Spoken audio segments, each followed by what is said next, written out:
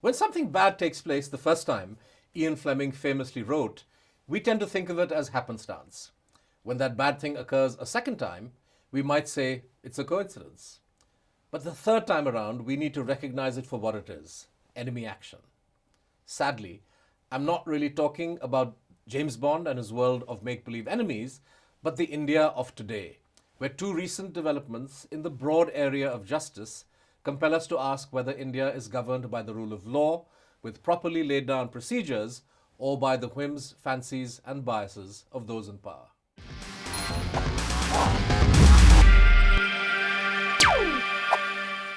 The first development I am referring to is the centre's decision to ignore the Supreme Court Collegium's recommendation that Justice Akil Abdul Hamid Qureshi, currently a judge at the Bombay High Court, be appointed Chief Justice of the Madhya Pradesh High Court.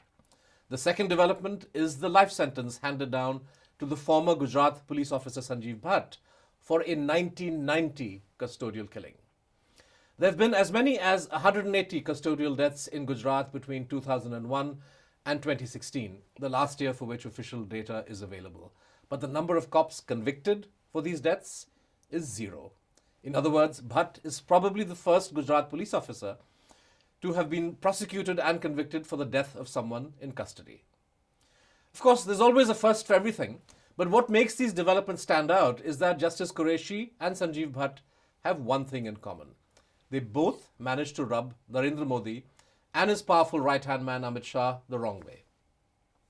Justice Kureshi was the judge who first sent Amit Shah, then the Home Minister of Gujarat, to custody in 2010 for the Sohrabuddin Kausarbi custodial killing case. The judge also crossed swords with the state government, which was headed by Narendra Modi at the time, by calling its bluff on a corruption issue which was important. Modi was demanding that Manmohan Singh, as Prime Minister, appoint a Lokpal, even as he refused to name someone to the post of Lokayukta in Gujarat. The details need not detain us, but essentially Justice Kureshi ruled against Modi. As for Sanjiv Bhatt, he was for years a major irritant for his insistence that Modi, as Chief Minister of Gujarat, was complicit in the killing of Muslims which took place on a massive scale in the state during the 2002 riots. But more about Bhatt later. Let's look at the case of Justice Kureshi first. He was for many years a judge at the Gujarat High Court, where he was held in very high regard by the local bar. Such high regard, in fact, that when the Collegium and then the Centre transferred him to Bombay last November, instead of making him Chief Justice of the Gujarat High Court, the Bar Association formally protested.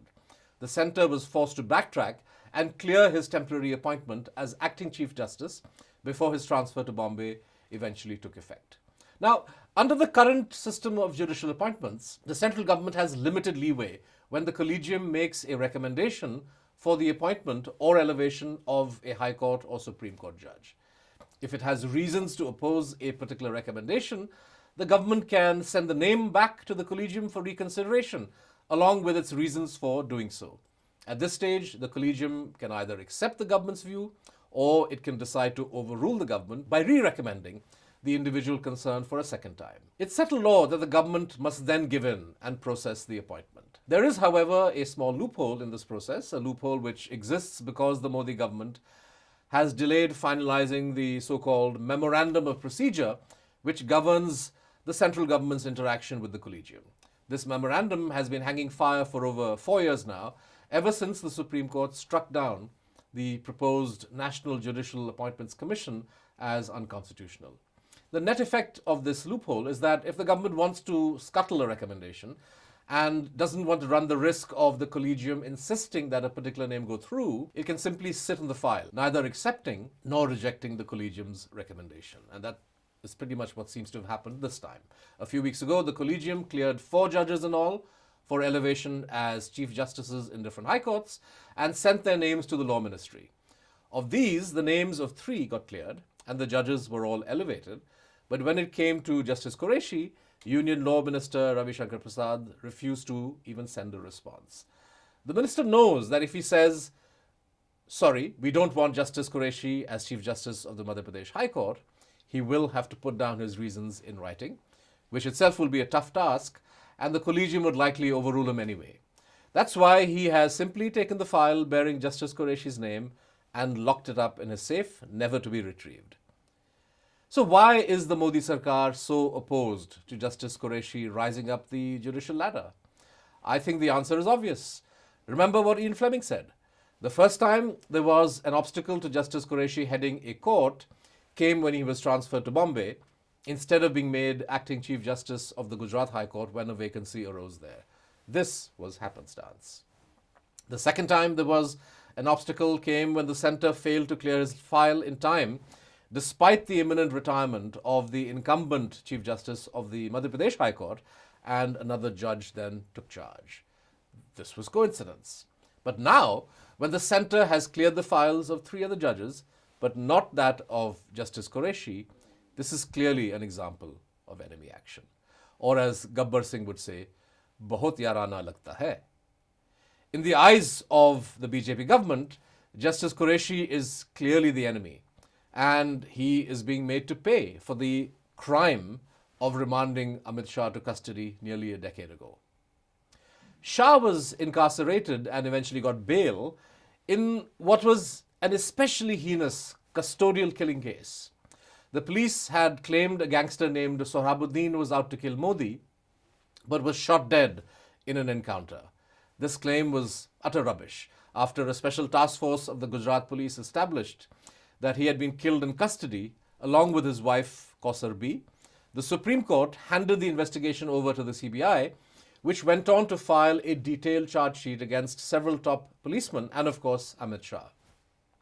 Despite the CBI and the Supreme Court being involved in the probe, the Sohrabuddin Kausar B custodial killing case ended with Shah's discharge and the acquittal of all the policemen involved.